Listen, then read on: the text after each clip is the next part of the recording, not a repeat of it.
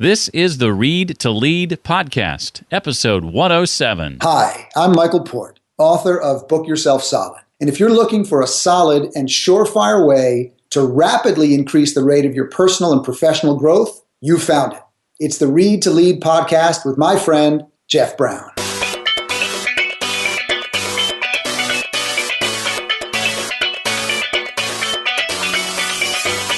Complexity is really a distraction, and simplicity is our best friend. And so when you do things that are simple and obvious and fundamental, you get direct results. And to do that over and over and over again then leads to these bigger accomplishments. Welcome to the Read to Lead podcast with Jeff Brown.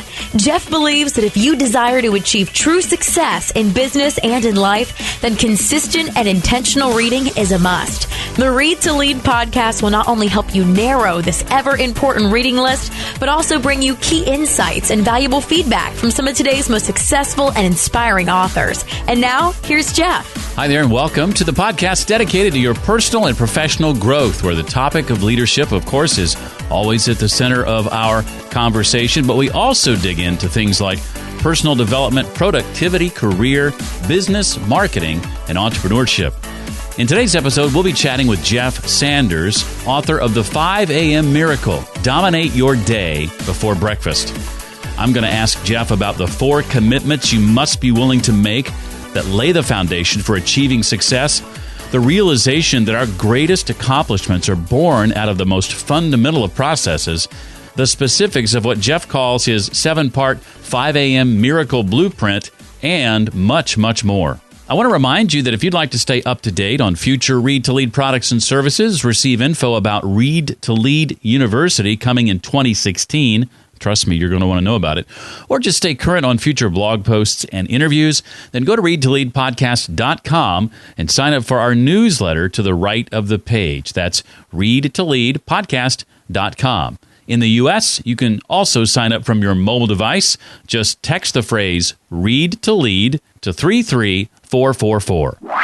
Well, Jeff Sanders is the host of the 5 a.m. Miracle podcast, one I'm quite fond of, and I think you will be too as soon as you give it a listen, if you haven't already. It's ranked number 1 in iTunes in the self-help and business categories. It's been nominated for 2 2015 podcast awards and exceeded 2 million downloads. Pretty cool. Jeff is a 10-time marathon runner, personal development junkie, and passionate raw vegan.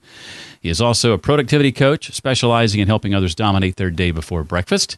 And he writes and speaks every week at his blog, jeffsanders.com. And Jeff is also a public speaker and author of the best-selling book, The 5 a.m. Miracle, Dominate Your Day Before Breakfast. Jeff, it's my pleasure. Welcome to the Read to Lead podcast.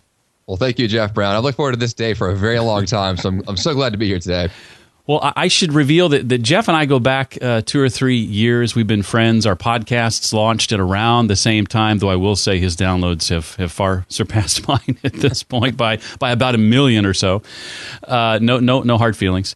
But it has been great to watch Jeff's trajectory and his growth and seeing the podcast serve as a launching pad for this book. And Jeff was kind enough to have me on his show earlier this year, and we said then, because Jeff had already begun writing the book, when it gets finished, we'll have you on the Read to Lead podcast. And so I am so excited that this time has finally come. And though I know it's not about just checking things off a to-do list and being busy, I feel like I have had a Jeff Sanders-worthy kind of day. Ooh, that's awesome. I got up at 5:07. Okay. So almost 5. I went out for a run. I came in from the run, and I saw something on the counter in the kitchen that I haven't consumed in I don't know how long, and it was a bunch of bananas. So I had a banana in honor of you in our interview today. That's amazing. That really is a Jeff Sanders kind of day. That's really cool. I love to hear that. How many bananas would you say you consume in a given day normally? On average, somewhere between 10 to 15. I think it's amazing. I love that. I had one, so I'm on my way there. There you go. Well, let's begin by digging into and defining, Jeff, this phrase that you have coined, this 5 a.m. miracle. What does that mean, or what do you mean by that exactly? Well, I had my own 5 a.m. miracle experience a few years ago when I was first training for a marathon. I was looking for a time where I could work out without actually doing the workout during the workday or after work. And the best time was before work. Although at that time I was not an early riser and I had no desire to become an early riser as well. So the idea of waking up early to go run sounded really painful. But I thought I'd give it a try, see how it works, because that was my best chance to do the marathon training.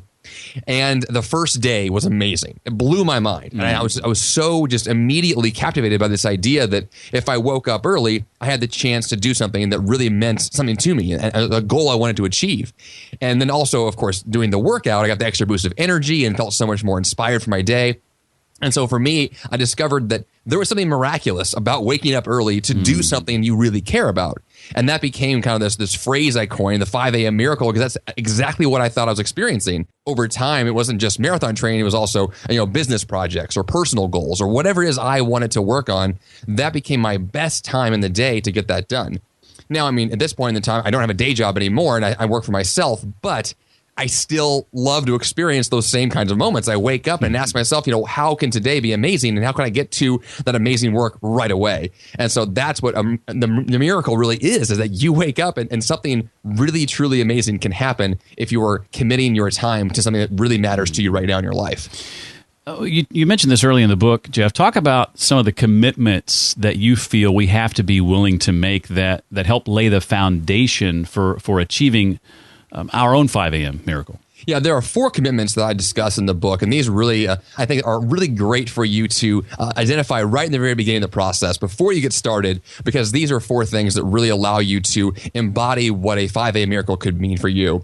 The first one is that I'll have an intentional and written plan for my day every day. And what this really means is that you're going to put on paper what your plan is going to be. And your wake up time could be, 5 a.m., could be 6 a.m. It doesn't matter what the time is, but that the time is intentional and it's planned and it's on paper. The second one is that I will consistently implement healthy habits for optimal energy and enthusiasm. And I put a big emphasis on healthy habits because I know for me to be productive, I need energy. I need to feel good and be healthy. And so I think it's really important to commit to health as you're committing to productivity as well. The third one is I will choose short-term objectives to help me achieve my life's grandest goals. So in this sense, you're looking at your short-term actions today. Like what this morning at 5 a.m., I wake up and what do I do? Well, that activity should be tied to a larger goal in your life you want to see happen. And when you do that, then your days have so much more meaning because they're tied to this bigger picture. And the fourth one is that I will track my progress, make adjustments, and hold myself accountable, which really just says that throughout this process, I'm not just going to kind of, sporadically do things. I'm going to make sure there's a system in place and I'm going to track what I've done and what I'm going to do next to make sure I'm still on schedule throughout the process to really be as productive as possible for the long term. Well, so this eventually begs the inevitable question, Jeff. But what if I'm not a morning person? In other words, what if the snooze button, and I have to admit this is the case for me sometimes, is my best friend? It's a great question. I think that, a lot of people think that they're night owls, and I think that the snooze button is an awesome thing, and delaying the wake up call is just a normal part of life. But honestly, I think that the more that you snooze, the more that you are just delaying the inevitable. So may as well just get up and be excited about your day.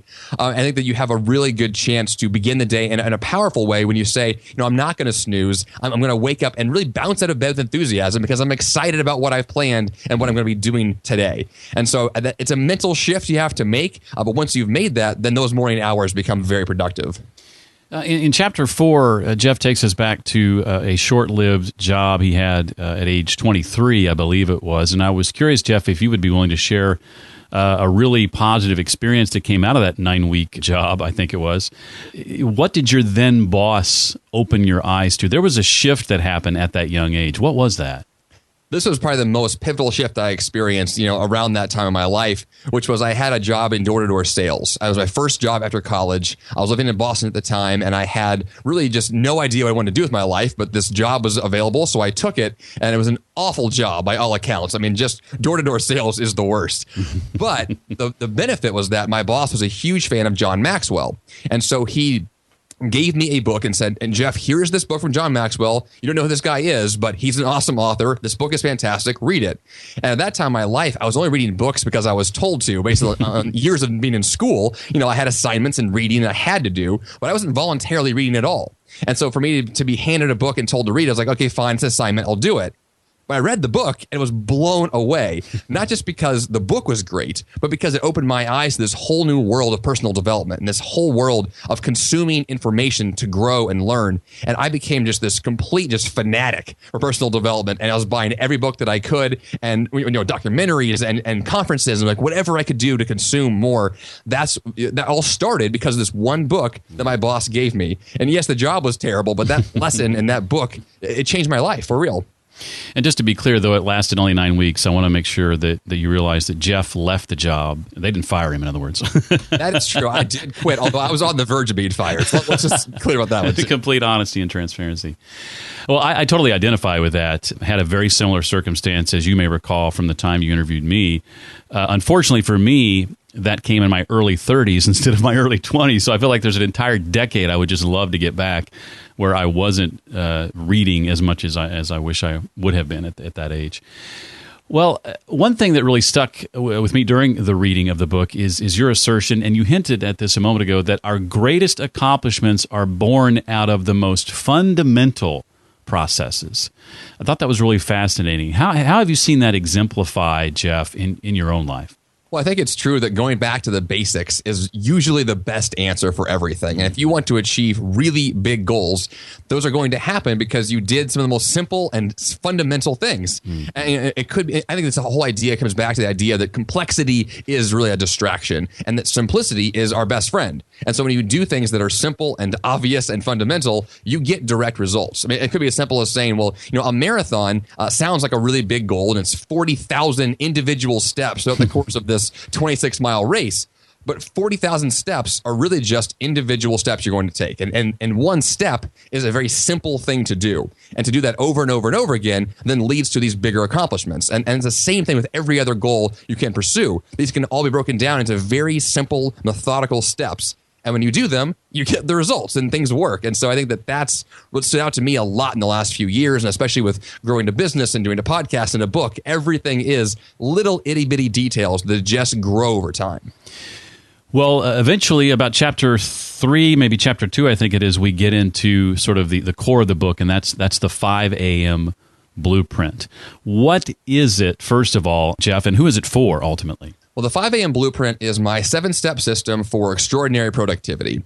And so what that really means is that I've outlined 7 steps for someone to walk through to say, here's how I'm going to restructure my life to be as productive as possible. So this could be applied to your home life, to your business life, for anybody who wants to restructure your life around systems that are directly effective, that allow you to say, I'm going to wake up with a plan, know what I'm going to do, know that it's tied to a bigger plan, and have the tools in place and the strategies in place to make it all work. And so the blueprint just walks you through step by step to implement all these various pieces to ensure that you have an entire whole life productivity system in place. And step 1 involves listing what you call, and I like this, your grandest goals. That has a nice ring to it. Share from your experience, Jeff, what a grand goal is and also what it isn't. Well, a grand goal really is a tangible and ambitious goal that's also more short term. So though it may be a huge goal in your life, it's one you're going to directly pursue now. You're going to begin that process today, which is different than saying a bucket list goal or a fantasy that you want to do long term. A bucket list goals are fantastic to say, one day I may climb Mount Everest, and that's a fantastic bucket list goal. But if it's a grand goal, if it's a really tangible, ambitious goal, then you're going to say, well, come January 1st, then I'm going to be training for that. I'm going to be working on that. I'm going to be talking to people and getting a plan in place to make sure it happens as soon as possible, which is totally different than just saying one day, maybe if I'll try to sort of do that. We want to make sure that our goals, though they are grand and ambitious, are also very realistic and practical and are happening today. And for me, that's a big shift for the goals that you want to commit to and the ones that you really want to make part of your life. What are some questions that we can ask ourselves, Jeff, to help prompt our grandest goals list? I thought this was very helpful in the book to just kind of get the mind going on this. Yeah, I think the idea around grand goals is that we have these kind of thoughts in the back of our head, but if we ask really important questions, then you are able to kind of pull those things out of your head and really get them on paper. A few of those that I have in the book, one of them is what have you always wanted to do but never made time for? Kind of like the Mount Everest goal, kind of bring that forward. Or what have other people done who are successful and people you admire? What have they accomplished that you would like to just duplicate or emulate? Copy somebody who's successful. I think that's a really great way to say, well, they're doing this. I also want to do that. So let's tackle that.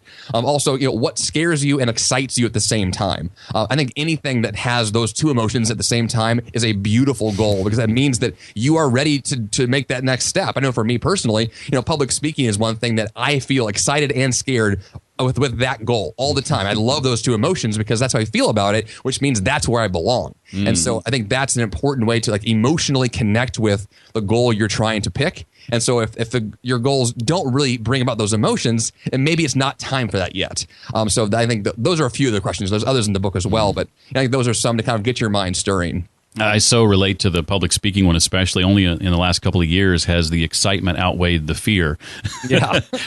For a long time, they were duking it out. Share a bit about step 2, the quarter system, and the process that you go through setting it up. The quarter system really is a way of saying, instead of viewing my year as a 12-month, goal setting possibility, I'm going to look at it in a 3-month chunk, or just quarters, which really is an idea that says, I can't imagine what I'll be doing a year from now because it's almost just too far away, but I can really imagine what I'll be doing these next couple of months. And so the core system is a way of saying my whole life and my biggest goals are all happening now. And so there's a sense of urgency and a deadline that's approaching. And so that's what the goal is, to set up a system where you're achieving your goals today, and then you're working backwards from 3 months from now, and then you backtrack that to today with milestones throughout the process. And so to set that up, you really would say, well, if I have a goal that is going to be accomplished in the next 90 days, well, then, at 2 months, I want to be at this point. In 1 month, I want to be at this point. And the next couple of weeks, here are the milestones to get there. And as you kind of back up that process and clear your calendar to achieve this goal, then all of a sudden your entire life now revolves around the achievement of that goal. And then you see massive progress, and then things actually happen, as opposed to the opposite, which is saying, well, in the next year, I will attempt to do this goal. But then 10 months, 11 months later, it's December now, and you're like, wait a minute, I didn't even begin this goal yet. I didn't even start it. And now the year is about to end. And so the goal is to avoid that panic that happens by actually having very short-term, tangible progress on your goals. Jeff says the only thing standing between us and our highest self is better habits. Talk a bit about conscious consistency, Jeff, in the implementation of step 3, called anchor habits. Yeah, to be consistent in a conscious sense means that you are deliberately choosing effective actions, and you're going to repeat those over and over and over again. And this is done instead of just letting kind of accidental bad habits creep into our life. And so the idea here is that you are really being intentional about the actions you're taking, and especially about the ones you're going to repeat, because repeated action is where results really happen. Whether it's good results or bad results, that's where they come from, are the repeated actions. And so I discuss anchor habits in the book. Really is an idea that you have these certain things you do every day that are pretty set. For most people, there are 3 things: wake up, work out, and go to work. And let's imagine you do all 3 of those in a day. Well, then if you're doing those 3 things, you can easily tack on smaller habits. In the book, I call them complementary habits. These things that kind of are just tacked on to these things you're already doing. And it's easy to then add on additional positive habits into your day. So if you already wake up, then you could just drink some water when you first wake up as a healthy habit to do there. If you're going to work out, you could add in a little bit of yoga afterwards as another kind of way to boost the workout. You're going to work for that day. You could add in, I'm going to get to inbox 0 on my email when I first get to the office, or whatever the case is. You're really saying that I'm going to be very conscious about what I'm already doing, and then add in other positive habits to tack onto those. I preach consistency a lot, Jeff, when it comes to coaching my podcast clients. In fact, I'll often use your podcast as an example as opposed to my own, because you're better at it than I am. And I think that's worth pointing out. I mean, here you started, in July 1, I think it was, of 2013. Yes. And here, almost 3 years later, you've not missed a Monday yet. Is that right? That is true. I've done it 125 weeks in a row. Wow. And I think that just speaks volumes, especially when you wonder, somebody hearing this for the first time is going, okay, does this guy practice what he preaches? I can assure you Jeff does. He's a living example of these anchor habits and these techniques.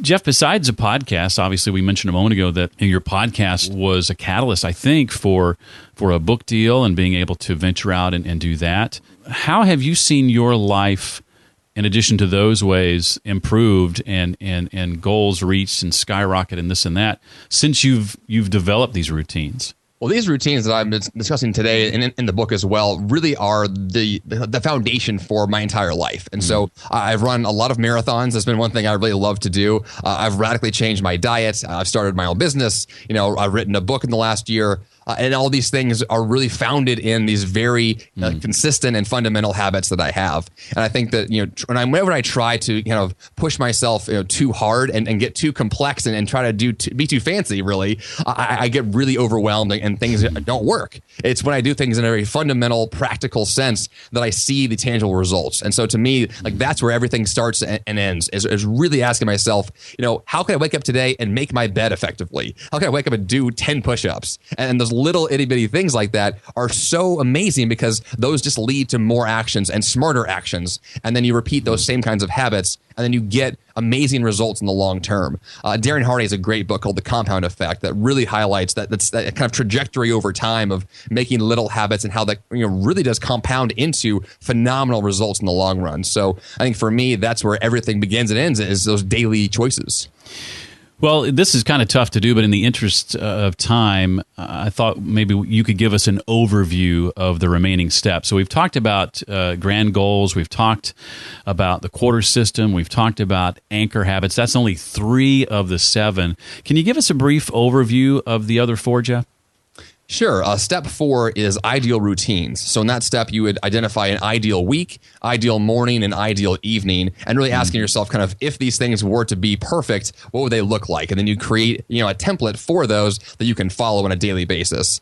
Step 5 are about strategies to be more productive. So these include things like using a dedicated task manager or online filing systems or to consolidate all of your work into one area. So I break down those strategies as well. The 6th step is about tracking your progress. So here's weekly reviews, monthly reviews, accountability partners, anything that will allow you to stay focused on your goals for the long term. And the final step is going pro, or advanced strategies. And this is where you have things like standing desk, like I'm at right now, or doing inversion, like hanging upside down, which sounds really bizarre, but it's actually a productivity tool as well.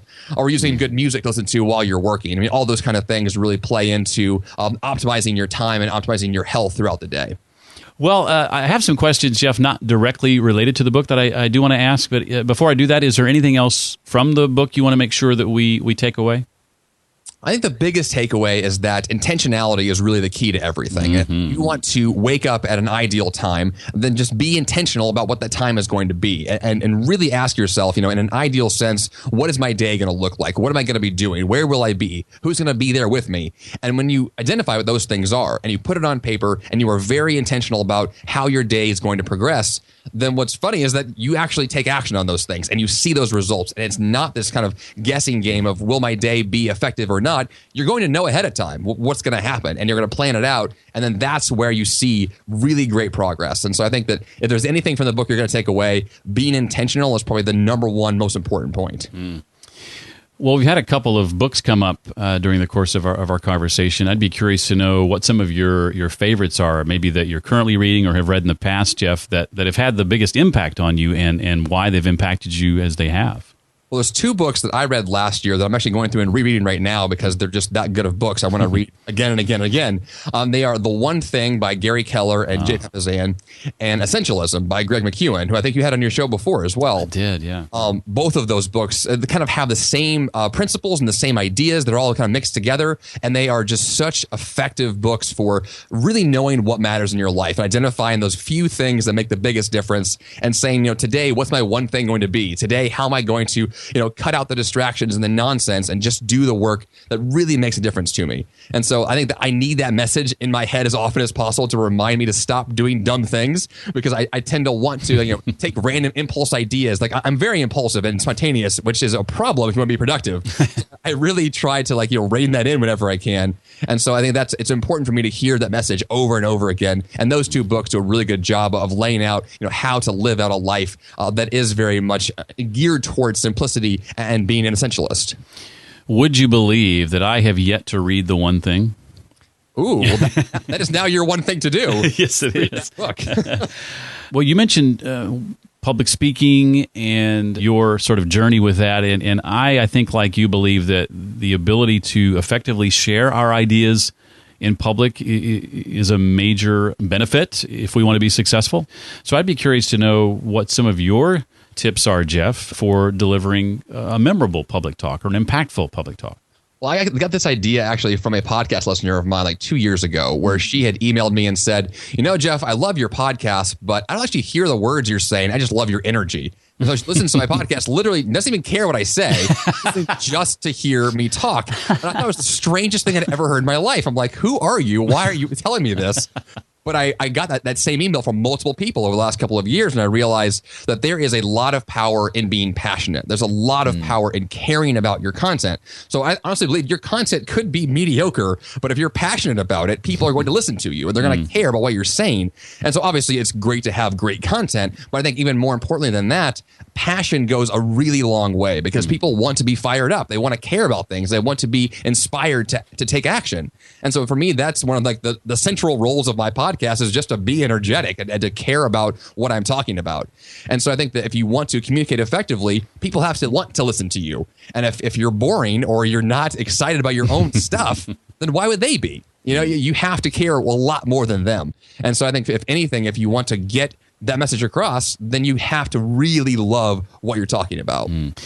Well, I don't want to look too far ahead, but as far as quarter one of 2016 is concerned, Jeff, what's on the horizon for you? Obviously, you've just launched a book, but if I know you, I know you're already planning the next thing.